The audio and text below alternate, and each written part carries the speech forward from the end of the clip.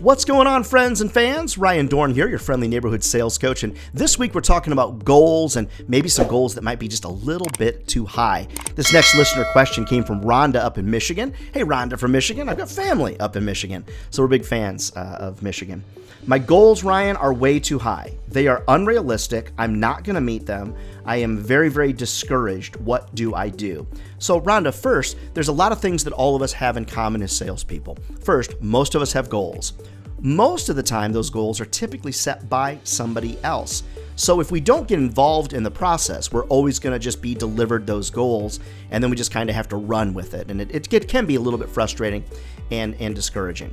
A lot of times what I like to do, if I feel that the goal is just basically unattainable, is I like to take a more positive approach when I'm sitting and meeting with my boss. I think the worst thing you can do is kind of stamp your feet or whatever and say, this is unrealistic, it's just not going to work for me.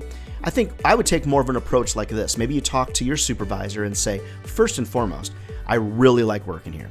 Secondly, I enjoy working for you. Even if you don't, I enjoy working for you.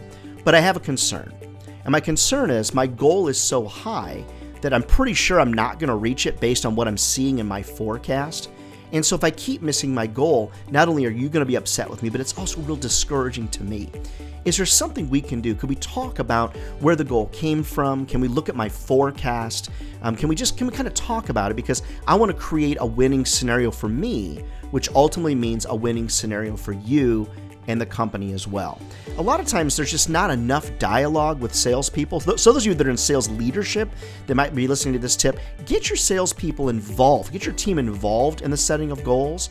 See, when I'm managing sales teams, I usually let them set their own goals because a lot of times they come in too high and I got to adjust them back down. Typically, salespeople are kind of overly ambitious with their goals, but then sometimes we're just realistic people. We look at those goals and say, you know what? This goal isn't going to help me. This goal is actually going to discourage me. Now, some of you that write me, you're like, hey, I don't want a goal. I don't need a goal. And I would say that almost everybody needs a goal and goals in their sales life because there's nothing worse than running a race with absolutely no finish line in place. So my thought would be on this, Rhonda from Michigan, talk to somebody about it. Just have an open dialogue about it. And if they won't change their mind, then just really work hard at it. Really amp your efforts up, add more people to your pipeline. Just do your best to really get out there and slay it.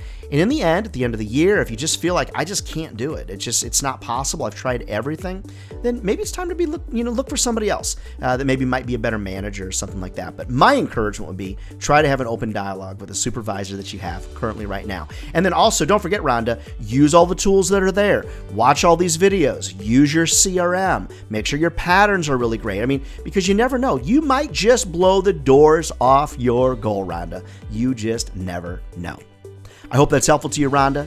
And for all the folks that are listening out there, keep your questions coming. I love them. Send them to Ryan at ryandohrn.com. Love to motivate your sales team. Love to come to your sales conference. Reach out to me. Always happy to help. See you next week.